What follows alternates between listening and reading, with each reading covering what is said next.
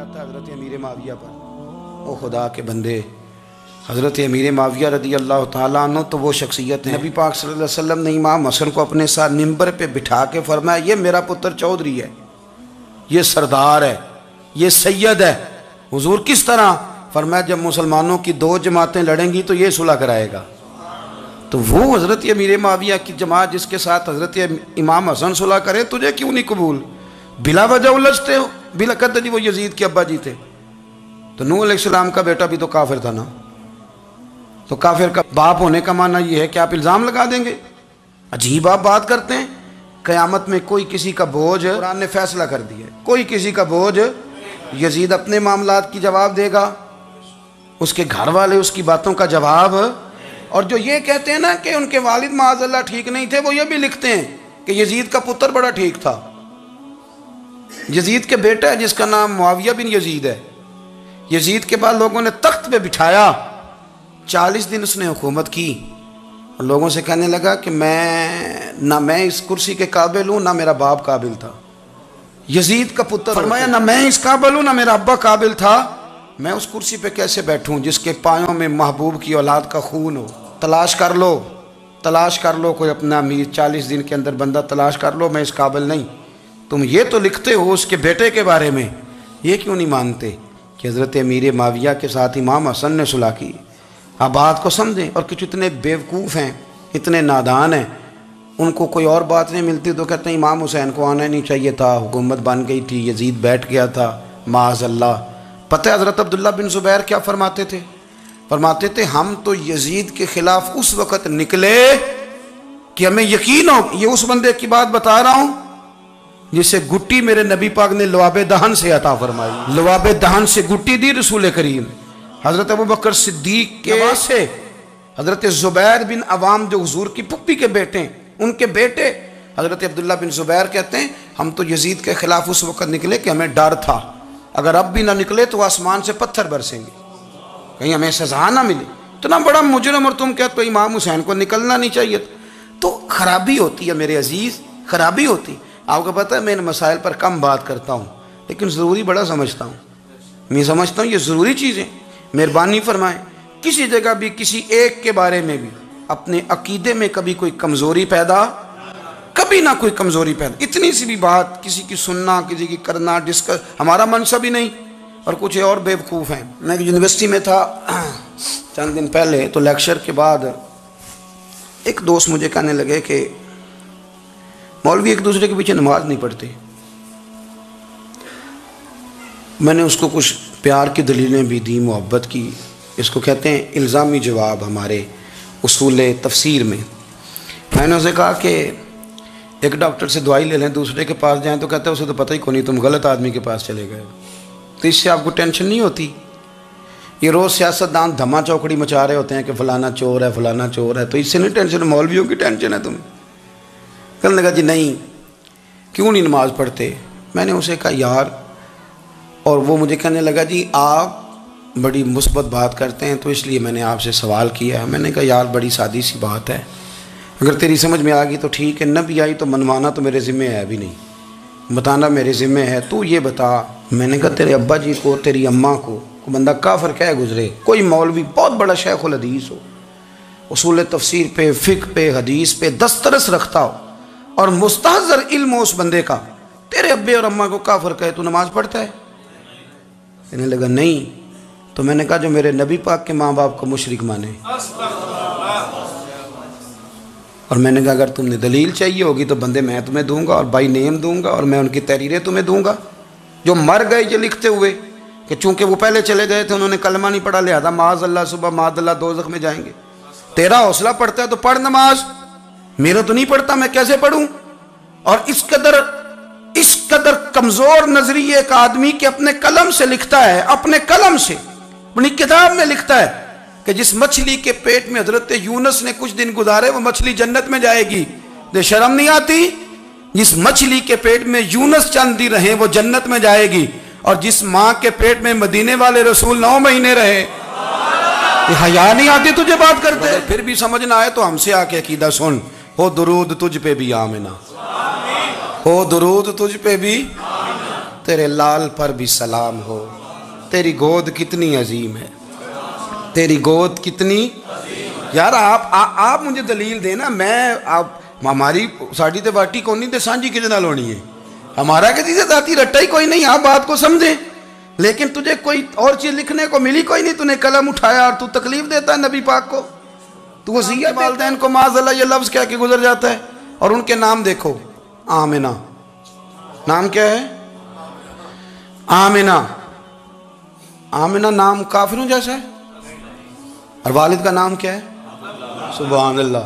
عبداللہ کا معنی یہ کافروں جیسا نام ہے، مت ماری ہے، اور کتابیں لکھی جا رہی ہیں اور سیرت لکھی جا رہی ہے اور دلیلیں دی جا رہی ہیں، لوگوں کو خیال ہی نہیں آتا، عجیب فلسفہ ہے۔ 4 اقوال ہمارے بزرگوں نے لکھے ہیں نبی پاک کے والدین کے بارے میں۔ سب سے پہلے امام سیوطی فرماتے ہیں رسول کریم علیہ السلام نے فرمایا کہ پوری دنیا میں جب کفر رہتا ہے تب بھی 10 لوگ اللہ کی توحید پر ہمیشہ قائم رہتے ہیں، یہ نہیں ہو سکتا کہ ساری دنیا کفر سے بھر جائے۔ فرماتے ہیں میرے محبوب کے والدین بھی ان 10 لوگوں میں شامل ہیں، حضور کے والدین بھی ان۔ اور دوسرا قول آپ فرماتے ہیں نبی پاک کے والدین زمانہ فطرت پہ تھے۔ زمانہ فطرت وہ زمانہ ہوتا ہے جس کے اندر نبی نہیں ہوتا، تو لوگ جس دین کو بہتر سمجھتے ہیں اللہ کی توحید کے ساتھ اس پر عمل کرتے ہیں تو ان پر کوئی مواخذہ۔ اور تیسری بات یہ کہ نبی پاک کے والدین حضرت ابراہیم کی ملت پر تھے، حضرت ابراہیم کے دین پر تھے، اور حضرت ابراہیم کا وہ دین ہے جس کو قرآن کہتا ہے کہ وہی دین ابراہیمی دین محمدی ہے صلی اللہ علیہ وسلم، وہی دین محمدی ہے۔ اور چوتھی بات اس کو علامہ ذہبی نے لکھا، علامہ خفاجی نے لکھا، قاضی اجاز نے لکھا، محدثین نے لکھا، حدیث کی راوی سیدہ عائشہ صدیقہ ہیں رضی اللہ تعالیٰ عنہ، کہتی ہیں رات کو میں اٹھی تو میں نے نبی پاک صلی اللہ علیہ وسلم کو روتے ہوئے دیکھا۔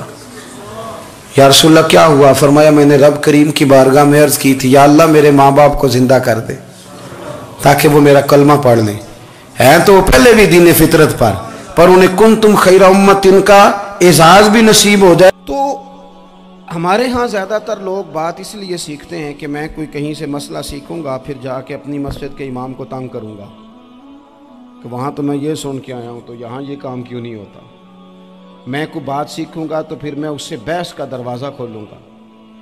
علم کا مطلب ہی اپنے آپ کو سنوارنا ہے، معلومات حاصل کرنے کا مطلب یہ کہ آپ کے عمل میں پختگی آئے، آپ کے کردار میں پختگی آئے، آپ نے جو سیکھا ہے آپ اس کے مطابق اپنے آپ کو ڈھالیں۔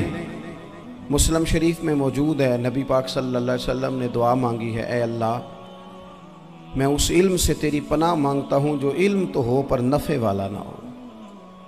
جس بندے کے علم نے اسے نفع نہیں دیا، وہ کچھ سیکھ نہیں سکا اس سے، تو اس کا علم کسی کو کیا نفع دے گا؟ جب خود سے اس نے، اور صوفیہ کرام تو فرماتے ہیں کہ جو لوگ بڑی معلومات حاصل کر لیں، بڑی باتیں سیکھ لیں، پنچایت میں کسی کو بولنے نہ دیں، گھر میں کسی کو بولنے نہ دیں، بہت سارے لوگ تو علماء کو بھی مشورہ دیتے ہیں، بڑی باتیں کرے لیکن عمل کے لحاظ سے بندہ زیرو ہو تو اہل دل فرماتے ہیں اس کی صحبت سے بچو۔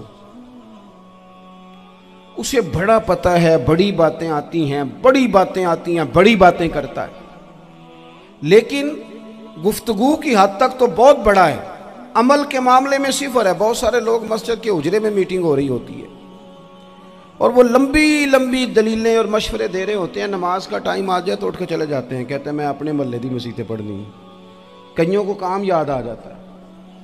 فرمایا کہ شخص کے پاس معلومات بڑی ہوں لیکن عمل کے معاملے میں بندہ زیرو ہو تو اسے بچنا کیوں؟ اس لیے کہ اگر پڑھا لکھا آدمی بے عمل ہونا تو وہ اپنی بے عملی پر بھی دلیلیں پیش کرتا ہے، وہ کہتا ہے میں یہ کام نہیں کرتا تو یہ میرے پاس دلیل ہے، وہ تو بے عملی کو بھی مزین کر دے گا معاذ اللہ۔ تو دینی تعلیم ایک تو حاصل اس لیے کریں کہ ہم نے اپنے آپ کو سنوارنا ہے، اور دوسرا علم کا شوق طبیعت میں ہو۔ دیکھیں نا اللہ کے حبیب صلی اللہ علیہ وسلم نے فرمایا ہے کہ جو علم کے رستے پہ چل پڑا وہ جنت کے رستے پہ چل پڑا ہے۔ جمعوں میں، محفلوں میں کانوں کے ذائقے کے لیے نہ آئیں، اس لیے آئیں کہ میرے علم میں، میرے عمل میں یہ کوئی اضافے کی بات بنے گی، میں کوئی نصیحت حاصل کروں گا تو میرے دل کا زنگ اترے گا، ہمارے ہاں یہاں لوگ مزے کے لیے آتے ہیں اور آج کل لوگ فوٹو کے لیے آتے ہیں. ان دو کاموں سے نکل کر خالص اصلاح کی نیت سے علم کا شوق ہمارے ہاں تیزی سے ایک حرکت کی گئی. علماء کا وقار خراب کیا گیا اور لوگوں کو دینی علوم سے دور کیا گیا، اور اس میں بعض بیچارے واعظین اور خطباء نے بھی کردار ادا کیا جب جعلی پیر کی تعریفیں کھول کے کی، اور اسے پتہ نہیں کہاں تک. یہ اسٹیج ہوتے ہیں نا، ان میں کوئی بندہ اچھا لگے بھی تو اس کے لیے دعا کرنی چاہیے، تعریفیں نہیں کرنی چاہیے. تعریفیں اس کا کوئی فائدہ نہیں ہے، اس بندے کو تو دعا کا فائدہ ہے. اگر آپ کو اچھا لگ رہا ہے تو اسے دعا دیں، اس سے زیادہ کچھ نہیں کریں. اور ہمارے ہاں جناب وہ نقیب محفل بیچارے کی شامت آ جاتی ہے اگر تعریفیں تھوڑی کرے تو کہتے ہیں انہوں تو نام ہی نہیں لینا ہوں. وہ بھائی اس کے نام لینے سے آپ کا قد اونچا ہوتا ہے. تو علم اور عالم ان دونوں چیزوں سے قوم کو دور کیا گیا. دینی تعلیمات کا فقدان ہے. جو میٹرک تک لوگ 60-70 کتابیں پڑھ جاتے ہیں انہیں بھی قرآن پاک ٹھیک سے نہیں پڑھنا آتا.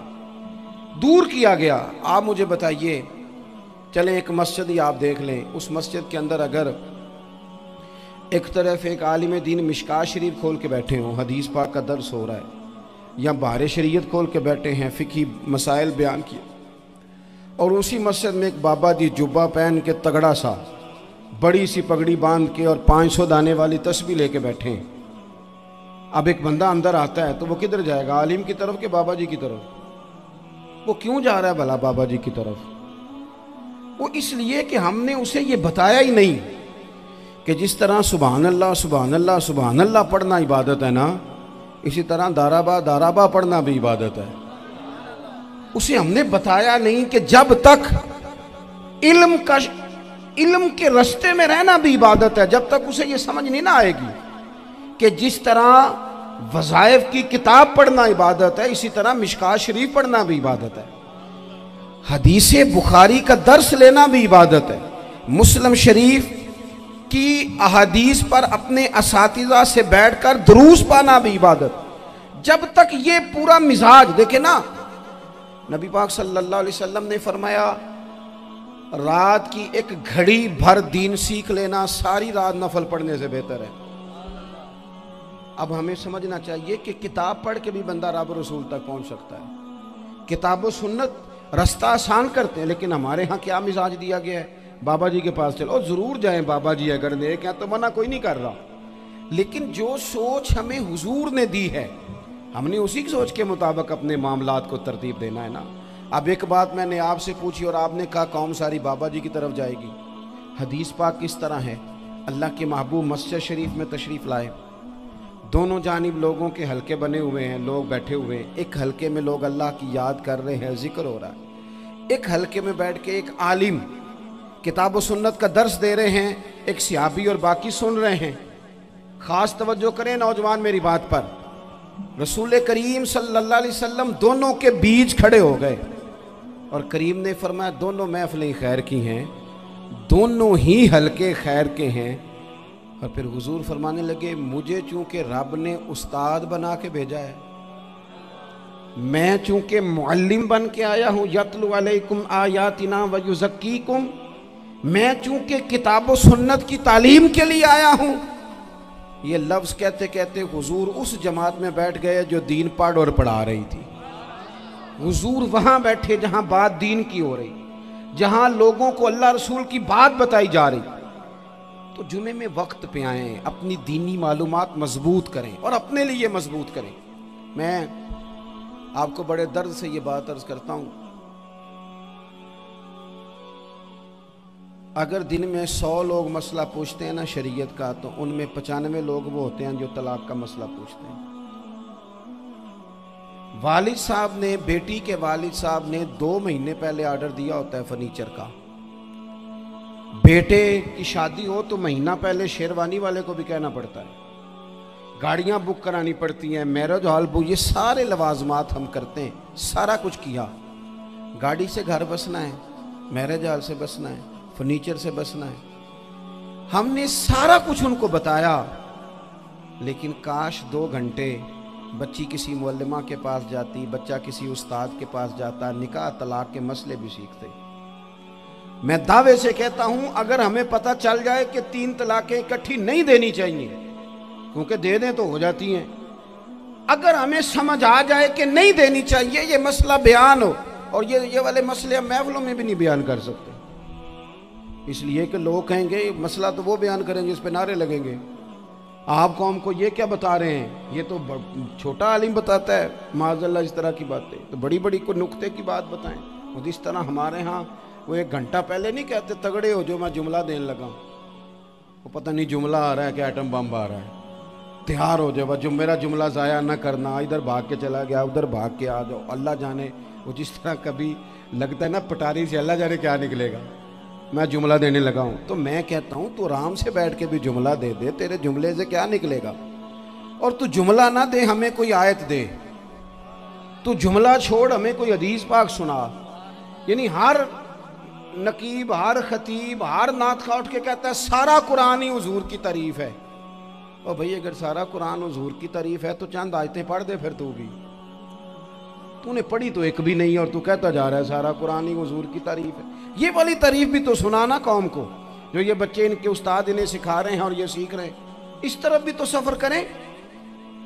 تو میرے عزیز اگر لوگوں کو مسائل کا پتہ چلے تو سینکڑوں گھر بچ جائیں تباہ ہونے سے، بڑے بڑے گھر بچ جائیں، لیکن مسائل نہیں آتے۔ میرے پاس مسئلہ پوچھنے کے لیے کچھ لوگ آ گئے، تو 4-5 سال کا بچہ بھی تھا جس کے والد نے غصے میں اپنی بیوی کو 3 طلاقیں دی تھی، تو چھوٹا سا بچہ، کپڑے بھی پھٹے پرانے، اور حالت بتا رہی تھی کہ غریبی ہے۔ تو جب میں نے مسئلہ بتایا کہ 3 طلاقیں ہو گئی ہیں تو واپس جانے لگے، تو بچہ مجھ سے کہتا ہے، دیہاتی آدمی تو کہنے لگا مولوی صاحب میری اماں تے نانی کہنی اسن پوچھ کے آئی آپ کہ ہن اسی لہدا ہی رہنا ہے۔ تو اس بچے کی نونہال کی وہ کیفیت دیکھی تو میں رو پڑا۔ میں نے کہا یار یہ بچہ بیچارہ ماں باپ کے ہوتے ہوئے یہ یتیموں جیسی زندگی گزارے گا کیونکہ باپ نے طلاق دے دی، کس طرح؟ مسائل نہیں بتائے لوگوں کو، تعلیم سے آگاہی نہیں کیا، اور اس میں بہت بڑا ظلم ہے ان لوگوں کا بھی جو جنازے پہ کھڑے ہو کے تو کہہ دیتے ہیں، میری طرح کے لوگ اچھے علماء کی بات نہیں کرتا، وہ کہہ دیتے ہیں دیکھو جن لوگوں کو جنازہ نہیں آتا، بھئی آپ نے کس دن عشاء کے بعد کلاس لگائی تھی جنازہ سکھانے کی؟ یہ تو آپ نے کہہ دیا لوگوں کو قرآن جی ٹھیک نہیں آتا، تو یہاں تو بیچاری بیویاں جن کو صحیح پڑھنا نہیں آتا وہ مشن بنا لیتی ہیں کہ میں نے اتنے 100 کو قرآن پاک پڑھانا ہے، بیوہ ہو گئی ہوں، طلاق یافتہ ہو گئی ہوں، ساری زندگی قرآن پڑھاؤں گی۔ ہم کیوں یہ مشن نہیں بناتے، کیوں اس طرف سفر نہیں کرتے؟ ایک تو دینی معلومات میں، دینی علوم میں اپنے آپ کو لگائیں اور ذوق پیدا کریں کہ جو چیزیں مجھے نہیں آتی میں نے وہ سیکھنی ہے، جو معاملات مجھے نہیں آتے میں نے ان کی طرف سفر کرنا ہے۔ ایک تو اپنا یہ مزاج بنائیں، اور جب آپ دینی علوم سیکھتے ہیں تو پتہ ہے کون سا منظر قائم ہوتا ہے؟ منظر وہ بنتا ہے کہ حضرت ابو ہریرہ بھی دین سیکھا کرتے تھے، حضرت عبداللہ ابن عمر بھی اصحاب صفہ میں رہا کرتے تھے، حضرت انس بن مالک بھی رہا کرتے تھے، اور ایسا منظر بنتا ہے کہ حضرت سیدہ خدیجہ الکبریٰ رضی اللہ تعالیٰ عنہ فرماتی ہیں سیدہ فاطمہ حضور کی گود میں بیٹھی ہوتی تھی اور نبی پاک سے باتیں پوچھتی تھی اور حضور انہیں بتا رہے ہوتے تھے۔ سیدہ عائشہ حضور سے دین کی باتیں پوچھتی۔ چوتھا حصہ ہماری فقہ کے اصول حضرت فاطمہ کی، حضرت عائشہ صدیقہ کی مرویات پر مبنی ہیں۔ اگر ہماری بچیاں چھوڑ دیں ڈائجسٹ پڑھنا، چھوڑ دیں ادھر ادھر کی مووی دیکھنا، اور وہ کتاب و سنت پر آ جائیں تو بہت سارے مسائل ایسے ہیں جو الجھنے سے پہلے ہی سلجھے ہوئے ہوں۔ دینی تعلیم کا مزاج اور ذوق۔ اور دوسری آیت کریمہ میں نے تلاوت کی، اللہ کریم نے قرآن مجید میں فرمایا یا ایھا الذین آمنوا قوا انفسکم واہلیکم نارا، اے ایمان والو خود بھی دوزخ کی آگ سے بچو اور اپنے گھر والوں کو بھی بچاؤ۔ او والد، وہ ماں جو بچوں کو بھوک سے بچانے کے لیے محنت کرتی ہے، ان کو مایوسی سے بہت سارے ماں باپ ایسے ہوتے ہیں جن کے پاس کپڑے لینے کے پیسے نہیں ہوتے عید پہ، کیوں؟ عزیز بھائی جس طرح ہم اپنے بچوں کو دیکھیں، بہت سارے ماں باپ کے پاس گنجائش نہیں ہوتی، لیکن اس نیت سے کہ بچوں کے دل ٹوٹ جائیں گے، عید پہ کیسے گزارا کریں گے، مشکل سے بھی کپڑے خرید کے دیتے۔ اس طرح ہم اپنے بچوں کو بھوک سے، پیاس سے، مایوسی سے بچاتے ہیں، اس طرح ہمارے رب نے ہمارے ذمے لگایا ہے کہ تم اپنے بچوں کو کوشش کرو دوزخ کی آگ سے بچانے کی۔ حضرت عمر فاروق رضی اللہ تعالیٰ عنہ نے عرض کیا تھا، یا رسول اللہ صلی اللہ تعالیٰ علیہ وسلم، اس آیہ کریمہ کا معنی کیا ہے؟ تو محبوب کریم علیہ السلام نے فرمایا، عمر، جن چیزوں کا اللہ تمہیں حکم دیتا ہے تم اپنے گھر والوں کو ان چیزوں کا حکم دو، جن چیزوں سے رب رسول تمہیں منع کرتے ہیں اپنے گھر والوں کو ان سے روکو، اپنے گھر کے اندر نفاذ دین کرنے کی کوشش کرو۔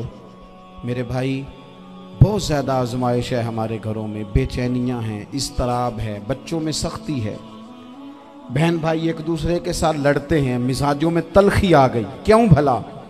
اس لیے کہ ماں باپ کو جو بہترین کردار اور جو حسین طریقہ گھر میں اپنانا چاہیے تھا، بچے تقریر باہر سے سنتے ہیں لیکن وہ فالو اپنے ماں باپ کو کرتے ہیں۔ اگر ماں باپ میں حوصلہ ہو، صبر ہو، اطمینان ہو، خودداری ہو، تھوڑے پر گزارا کرنے کا مزاج ہو۔ دیکھیں نا، آج ڈپریشن ہے، ٹینشن ہے، پینکس اٹیکس ہیں، بڑی ساری چیزیں آ گئی ہیں۔ کیوں بھلا؟ صبر نہیں، تحمل نہیں، بردباری نہیں۔ آزمائے ایک دن ایک بچہ میرے پاس آ گیا مدرسے کا، اور آ کے وہ رونے لگا۔ میرے گھر والے کہنے لگے کھانا چھوڑ دیں، پہلے اس کی بات سن لے۔ میں نے کہا پتر کیا ہوا؟ کسی نے مارا ہے کسی استاد نے؟ کہنے لگے نہیں حضرت، گھر فون کیا تھا تو میری اماں اور ابا کی لڑائی ہو رہی ہے۔ بچہ کانپ رہا ہے، ٹانگیں کانپ رہی ہیں۔ میں نے کہا کیا ہو کیا گیا تمہیں پتر؟ لڑائی ہو رہی ہے تو گھروں میں ہو ہی جاتی ہے۔ کہنے لگے نہیں، آپ کو پتہ نہیں، وہ بڑا سخت لڑتے ہیں۔ میرے والد جب میری والدہ کو مارنے کے لیے آگے بڑھتے ہیں تو ہم سارے چار پنجوں کے نیچے چھپ جاتے ہیں، ہمیں خوف آتا ہے، وہ منظر خطرناک ہوتا ہے۔ یہ کون تکلیف دے رہا ہے اپنے بچوں کو؟ یہاں بیٹھے ہمارے ہاں میلوں دور رہتے تھے اس کے گھر والے، تو وہ تکلیف میں تھا، تو گھر میں کیا کیفیت ہوگی؟ اگر حوصلہ ہو، صبر ہو، قناعت ہو، اللہ کے دیے ہوئے تھوڑے رزق پر ہمیں راضی رہنا آتا ہو، ہمارے گھروں میں سکون آئے، اطمینان آئے، ہم جو زندگی بڑی خوشی خوشی گزار سکتے ہیں۔ ہمارے مزاجوں کا لالچ، ہماری طبیعتوں کی بے راہ روی، ہماری جھوٹی انا کا بت، ان ساری چیزوں کو ختم کر دیتا ہے۔ اپنی زندگی کے اندر اگر ہم وہ کردار اپنے بچوں کو دیں، جس کردار میں موبائل بھی ہو، جس میں گاڑی بھی ہو، جس میں پیسے بھی لا کے ابا دراز میں رکھتا ہو، لیکن والد کا گھر میں مصلی بھی موجود ہو، اس کی کوئی تسبیح بھی ہو، وہ یہ بھی کہتا ہو کہ خدا نے اپنے فضل سے آج 5000 دیا ہے تو اس میں 1000 غریبوں کا بھی ہے، اس میں تھوڑا سا میں نے اللہ کی رضا کے لیے بھی رکھا ہے۔ اگر کوئی مشکل آ جائے تو وہ باپ اور ماں کو صبر کرتا ہوا دیکھتے ہوں، اگر ایک باپ بات کرے تو دوسرا برداشت کرتا ہو۔ خدا را اپنی اولادوں کو اس اذیت کا شکار نہ کرو۔ اپنے گھروں کے اندر وہ خودداری، وہ پیار، وہ وقار، وہ محبت، وہ انداز۔ آپ تھکے ہوئے ہیں، کوئی شک نہیں، آپ بہت سارے مسائل کا باہر شکار ہوں گے، کوئی شک نہیں، لیکن آپ باہر سے تھک کے آئے ہیں، اور اگر آپ باہر اپنی فیکٹری کے مالک ہیں اور دفتر کے بڑے ہیں تو گھر میں بھی تو آپ بڑے ہیں نا۔ آپ کی ماں بھی تو انتظار کر رہی ہے، اس نے بھی تو دکھڑا سنانا ہے نا آپ کو۔ آپ یہ دیکھیے کہ آپ کے بچے بھی تو انتظار کر رہے ہیں، وہ چاہتے ہیں کہ ابا آ کے بیٹھیں تو ہم ان کے سینے پہ چڑھ کے تھوڑا کھیلیں۔ آپ کی اہلیہ منتظر ہیں، کچھ باتیں بیوی کسی اور سے نہیں کہہ سکتی، صرف اپنے شوہر سے کہتی ہے، لیکن وہ تو آتے ہی جلال میں آ گئے صاحب، وہ کہنے لگے تو بڑی نالائق ہے، میں تھکا ماندہ آیا ہوں اور تو نے مجھے کہانی سنا دی ہے۔ وہ اس خاتون سے شدت کے ساتھ پیش آنے لگے۔ میرے رسول پاک کی حیات نور کو دیکھو، حضرت ام ایمن حضور کی رضائی والدہ ہیں، ان کی بھی خدمت ہو رہی ہے، حضرت حلیمہ سعدیہ آ رہی ہیں تو خدمت ہو رہی ہے، حضرت عباس حضور کے چچا ہیں تو کریم فرماتے ہیں میرے چچا ہیں باپ کی جگہ پہ، حضور دوست احباب صحابہ غلاموں سب کے ساتھ پیار کر رہے ہیں۔